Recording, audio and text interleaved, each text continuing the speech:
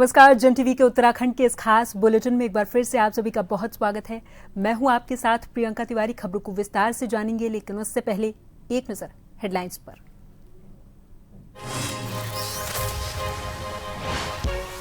उत्तरकाशी में आपदा राहत कार्य तेज। सीएम धामी ने स्याना चट्टी में किया स्थलीय निरीक्षण। पीड़ितों को दिया हर संभव मदद का भरोसा।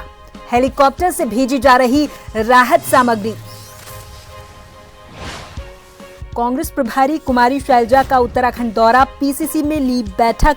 संगठन सृजन कार्य की समीक्षा की। कहा सभी जिलों में पर्यवेक्षक भेजकर मजबूत कार्यकर्ताओं का बनेगा पैनल।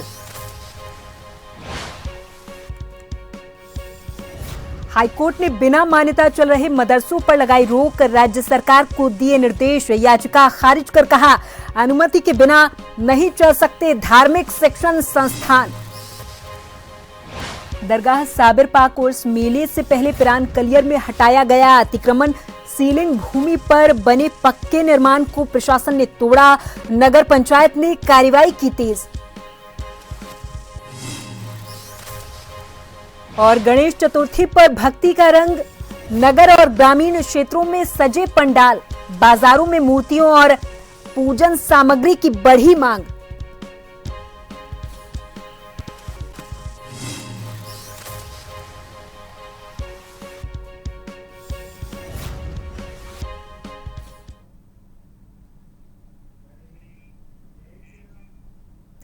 और अब खबरों को जानेंगे विस्तार से। केंद्र सरकार ने 31 मार्च 2026 तक लागू गेहूं स्टॉक सीमा में संशोधन किया है। नई गाइडलाइन के तहत अब थोक व्यापारी अब 3000 टन की जगह अधिकतम 2000 टन गेहूं रख सकेंगे।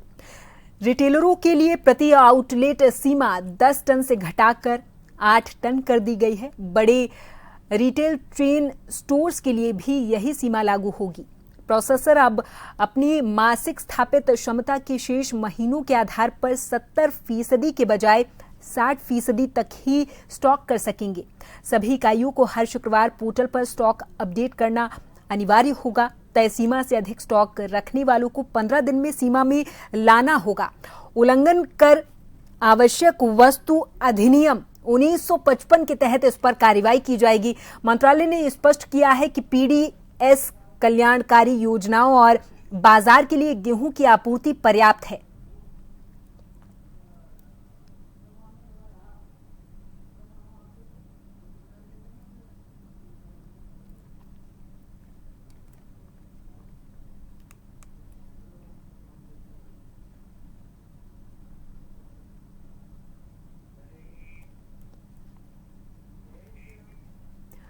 इधर उत्तरकाशी जिले में आपदा के बाद हालात बिगड़े हुए हैं। धराली और स्याना चट्टी में जनजीवन बुरे तरीके से प्रभावित है। इसी को देखते हुए सीएम पुष्कर सिंह धामी ने आज उत्तरकाशी का दौरा किया है। सीएम धामी स्याना चट्टी पहुंचे और आपदा प्रभावित क्षेत्रों में चल रहे राहत और बचाव कार्यों का स्थलीय निरीक्षण किया है। उन्होंने पीड़ितों से मुलाकात की है और हर संभव मदद का भरोसा भी दिया। सीएम ने कहा कि प्रदेश में मानसून के दौरान भारी नुकसान हुआ है। थराली, पौड़ी और पिथौरागढ़ जैसे क्षेत्रों में भी हालात चिंताजनक हैं। सरकार नुकसान का आकलन कर रही और संस्थान आपदा की वजहों की स्टडी कर रहे हैं। सीएम ने कहा कि वो खुद ग्राउंड जीरो पर पहुंचते हैं और एसडीआरएफ, एनडीआरएफ के साथ राहत कार्यों की निगरानी करते हैं।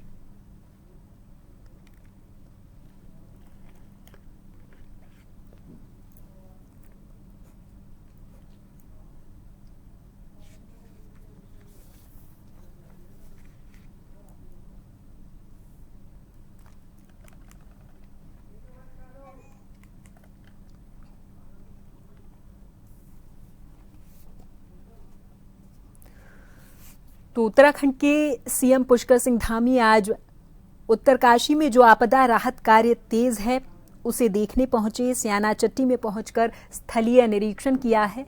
इस दौरान उन्होंने पीड़ितों से भी मुलाकात की है और हर संभव मदद का भरोसा भी दिया है। उन्होंने कहा कि हेलीकॉप्टर से राहत सामग्री भेजी जा रही है। पीड़ितों को हर संभव मदद दी जाएगी।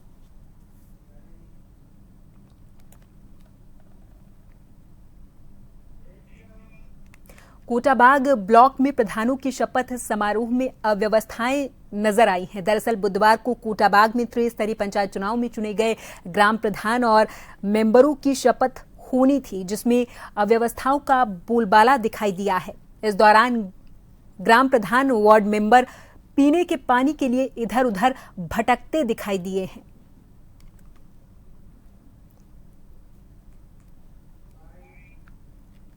आज हमारा शपथ ग्रहण समारोह हुआ है। मैं आवलकोट से ग्राम प्रधान पद के लिए चुनी गई हूँ। मैं अपने गांव का संपूर्ण विकास करने में पूरा सहयोग करूंगी। ग्राम प्रधान बोहराकोट से प्रधान पद पर निर्वाचित हुआ हूँ। यह मेरे दूसरा बार है जो प्रधान कार्यकाल। क्षेत्र के विकास के लिए मुझे जनता ने चयनित किया है और ये 5 सालों में जो मेरा कार्यकाल रहेगा, मैं पूर्ण निष्ठा से समस्त क्षेत्र, समस्त पंचायत और आसपास के जो और पंचायतें हैं, जो मेरे माध्यम से जो सूचनाएं दी जा सकती हैं, जो जन प्रसार किया जा सकता है, मैं उसमें अपनी पूरी निष्ठा से काम करूँगा। कोटाबाग में 19 ग्राम पंचायतें जो हैं उसमें ग्राम प्रधानों ने अपनी शपथ ली है और उनके जो ग्राम पंचायत सदस्य हैं 133 ग्राम पंचायत सदस्य ने भी उनके साथ शपथ ली है विकासखंड कोटाबाग सभागार में। उनकी संगठित ग्राम पंचायत सदस्य पूरे हो जाएंगे, वार्ड मेंबर, उसके बाद शासन से जो भी आगे कार्रवाई के लिए हमें कहा जाएगा उसके बाद ही उनका शपथ का कार्यक्रम किया जाएगा। पिरान कलियर में दरगाह साबिर पाक के सालाना उर्स मेले को लेकर पुलिस प्रशासन और नगर पंचायत पिरान कलियर के द्वारा अतिक्रमण हटाया गया है। इस दौरान नगर पंचायत कलियर और प्रशासन की टीम झंडा चौक से अब्दाल साहब रोड पर सीलिंग की भूमि और अन्य जगहों से अतिक्रमण हटाने पहुंची थी। नगर पंचायत पिरान कलियर ईओ कुलदीप सिंह चौहान ने इस पर बताया कि दरगाह साबिर पाक के सालाना उर्स मेले को लेकर कलियर क्षेत्र से अतिक्रमण हटाया गया है। उन्होंने बताया कि एक रिजवी होटल के द्वारा सीलिंग की भूमि में रास्ते पर सड़क पक्का निर्माण किया गया था, जिसको आज नगर पंचायत पिरान की टीम और प्रशासन की टीम के द्वारा हटाया गया है।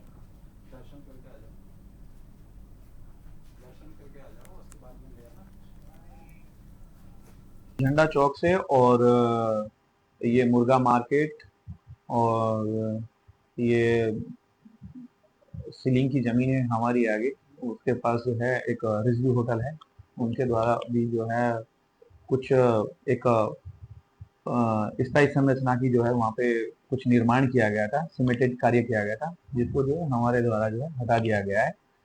और बाकी जो है साफ सफाई का काम चल रहा है, वो भी जो है निरंतर जो है किया जा रहा है। अभी जो पहले तो इनको हमारे द्वारा चेतावनी दी गई थी और जिन लोगों द्वारा हटा दिया गया है उनका तो स्वागत करते हैं और जिनके द्वारा नहीं हटाया गया है उनका जो है कुछ लोगों का सामान जब्त किया गया है।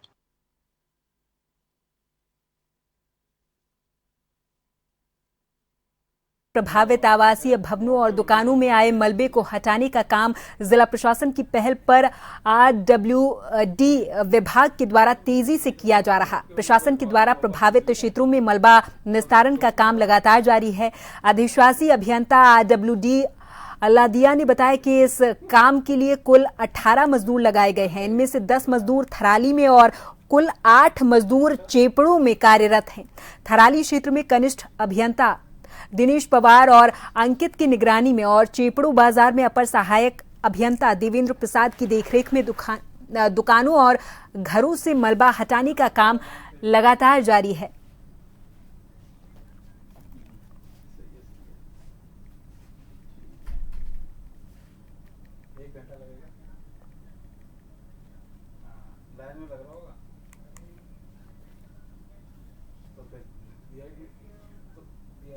विश्व विख्यात पर्यटन नगरी और कार्बेट नगरी के नाम से प्रसिद्ध रामनगर में अब नेचर गाइड का डिप्लोमा कोर्स शुरू किए जाने की मांग जोर पकड़ रही है। दरअसल सामाजिक कार्यकर्ता नरेंद्र शर्मा ने इस संबंध में पहल करते हुए रामनगर स्थित PG महाविद्यालय के प्राचार्य डॉक्टर MC पांडे से मुलाकात की है और महाविद्यालय के सिलेबस में नेचर गाइड कोर्स को शामिल करने का आग्रह किया है।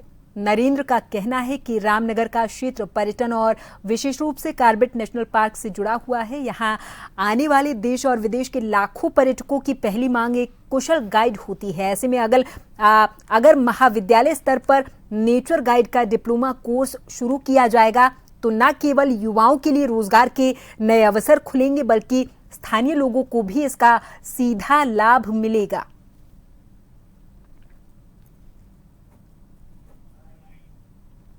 मैंने आज यहाँ रामनगर में जो अपने महाविद्यालय है उसके प्राचार्य जी से एक निवेदन किया है कि आपके यहाँ टूरिज्म के जो है कोर्स चल रहे हैं, इको टूरिज्म के कोर्स चल रहे हैं, इसके साथ साथ यहाँ की एम्प्लॉयमेंट को ध्यान में रखते हुए, यहाँ के स्थानीय लोगों के मांग को ध्यान में रखते हुए यहाँ जो है नेचर गाइड का भी कोर्स जो है इस महाविद्यालय से अगर डिप्लोमा कराए महाविद्यालय तो इसका आने वाले समय में जो है इसका बहुत अच्छा लाभ जो है हमको मिलेगा और यहाँ के लोगों को एक डिप्लोमा लेकर के जो है गाइड बनेंगे जो लोग, उसका जो है हमको जो है बहुत अच्छा लाभ मिलेगा इसका। रामनगर का जो क्षेत्र है ये ज़्यादातर फॉरेस्ट का एरिया है और क्योंकि कॉर्बेट नेशनल पार्क यहाँ है तो इस स्थान का अंतर्राष्ट्रीय महत्व हो जाता है। यहाँ के जितने भी रोजगार और व्यवसाय हैं सभी इन्हीं गतिविधियों पर केंद्रित हैं। तो ऐसी स्थिति में इससे संबंधित पढ़ाई किया जाना निश्चित रूप से ज़रूरी है। मैं यहाँ बता दूं कि महाविद्यालय में अभी भी 3 डिप्लोमा कार्यक्रम चल रहे हैं, जिसमें एक इको टूरिज्म पे डिप्लोमा देते हैं हम, एक ट्रैवल एंड टूरिज्म मैनेजमेंट पे डिप्लोमा देते हैं, डिप्लोमा इन टूरिज्म स्टडीज़ भी देते हैं। हमारे पास 2 ही स्थितियाँ हैं। एक तो जो हमारा कोर्स अभी डिप्लोमा कोर्स इंडिपेंडेंट है, वो चूँकि सेल्फ फाइनेंस कोर्स है तो उसको एड ऑन कोर्स के तौर पर अगर वो चलाया जा सकता हो तो ज़्यादा लोगों के काम का हो सकता है, ज़्यादा लोगों का भला कर सकता है। और यहाँ पर वक्त है एक छोटे से ब्रेक का है, फौरन हाजिर होंगे कुछ और खबरों के साथ।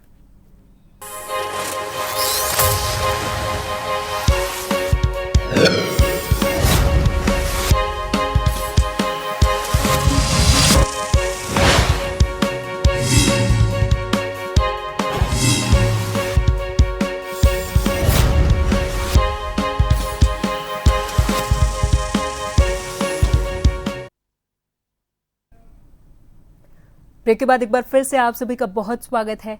अगली खबर की ओर रुख करेंगे। खबर ऊधम सिंह नगर के सीमांत खटीमा से है, जहां सिंचाई विभाग उपखंड तृतीय खटीमा में बिजली का शॉर्ट सर्किट होने से आग लग गई। फायर ब्रिगेड ने मौके पर पहुंचकर आग पर काबू पाया है। आपको बता दें कि बंद सिंचाई विभाग कार्यालय खटीमा में लोगों ने धुआं निकलते हुए देखा, जिसके बाद फायर ब्रिगेड को सूचित किया। फायर ब्रिगेड ने मौके पर पहुंचकर आग पर काबू पा लिया। वहीं कुछ डॉक्यूमेंट जो खुली अलमारी में रखे हुए थे वो जल गए हैं। सिंचाई विभाग के आनंद नेगी अपर अभियंता अधिकारी का इस पर कहना है कि जो भी अहम डॉक्यूमेंट थे उनमें से कोई भी जला नहीं है।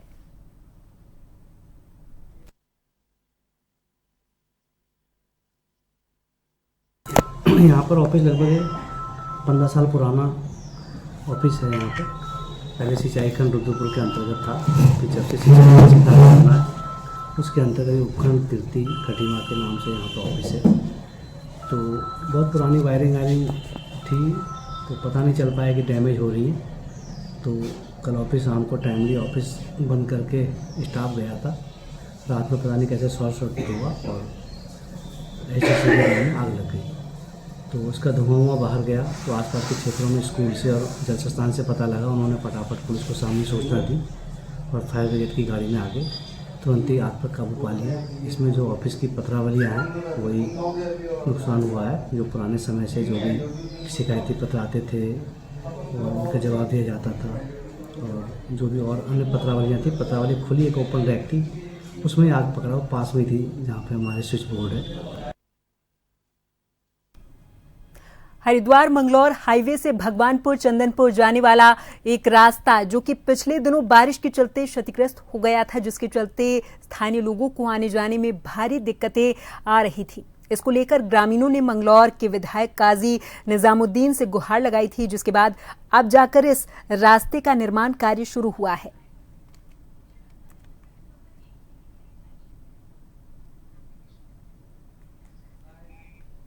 ये माननीय विधायक जी करा रहे काजी निजामुद्दीन, ये खड़ोंचा पहले भी उन्होंने लगवाया था, लेकिन इधर खुदान बहुत ज़्यादा है, उसकी वजह से बारिश तेज हुई तो ये मान लो उसमें हो गया भाई, बारिश में गिर गया। अब जैसे गिरा तो 1-2 दिन क्षतिग्रस्त रहा, फिर हमने इस पर जो है काम करा दिया गया और बाकी पहले भी उन्होंने नहीं कराया और जो भी काम चल रहे उन्हीं ने करा रखे हैं। ये बारिश में गहराई की वजह से रास्ता ख़राब हो गया था और 10-15 दिन इसमें दिक्कत रही। हमने सोचा कि इसमें बड़ाना जी बहुत घूमते फिर रहे इधर विधानसभा में, हमने सोचा हम कुछ काम कराएंगे, लेकिन 10-15 दिन से कोई नहीं आया। फिर हमारे माननीय विधायक जी ने ये काम कराया। गणेश चतुर्थी को लेकर विकासनगर में भक्तों का उत्साह चरम पर है। यहां सभी तैयारियां पूरी कर ली गई हैं और भक्तजन भगवान गणेश की प्रतिमा लेकर पंडालों में पहुंच चुके हैं। गणेश चतुर्थी को लेकर विकासनगर का माहौल भक्तिमय हो उठा। भक्तजन गणपति बप्पा की प्रतिमाएं अपने अपने घरों में विराजमान कर रहे। इस दौरान बच्चों में भी खासा उत्साह देखने को मिला है। भक्तजनों का ये मानना है कि गणपति बप्पा घर में विराजमान होने से सारी मनोकामनाएं पूर्ण होती हैं। वहीं एक महिला श्रद्धालु ने इस पर बताया कि जब से उन्होंने गणपति बप्पा की प्रतिमा घर में स्थापित करनी शुरू की, उनकी सभी इच्छाएं पूरी हो रही हैं।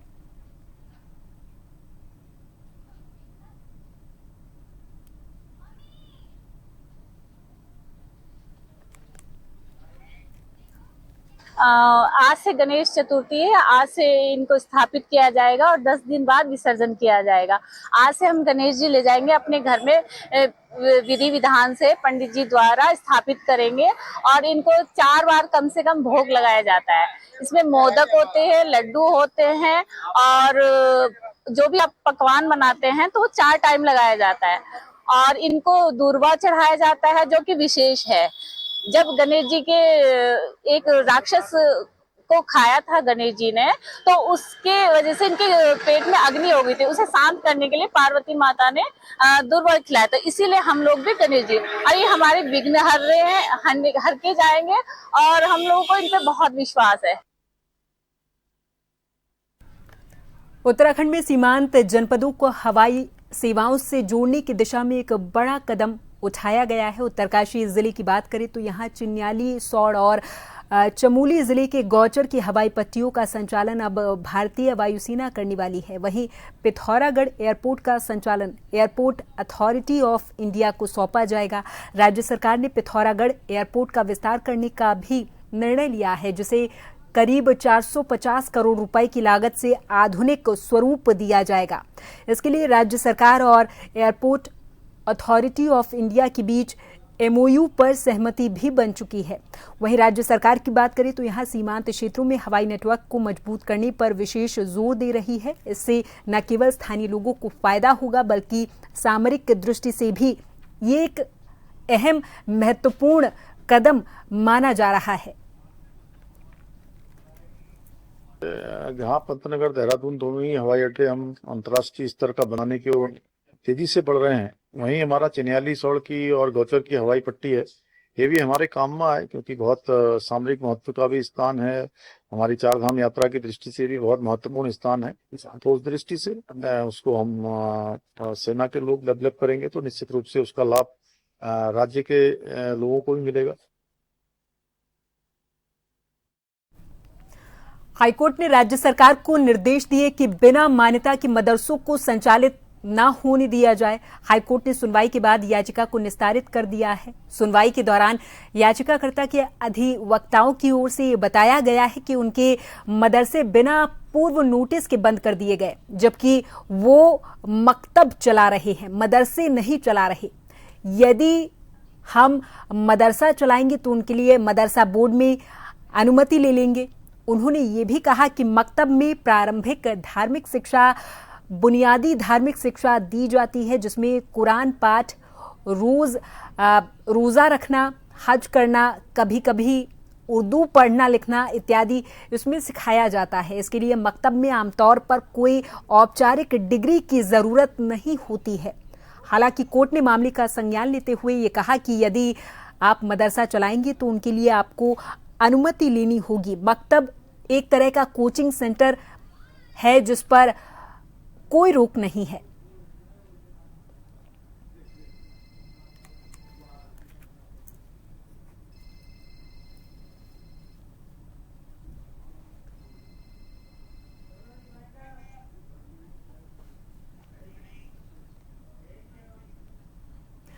और इसी के साथ इस बुलेटिन में फिलहाल के लिए मेरे साथ बस इतना ही। आप देखते रहें जन टीवी। नमस्कार।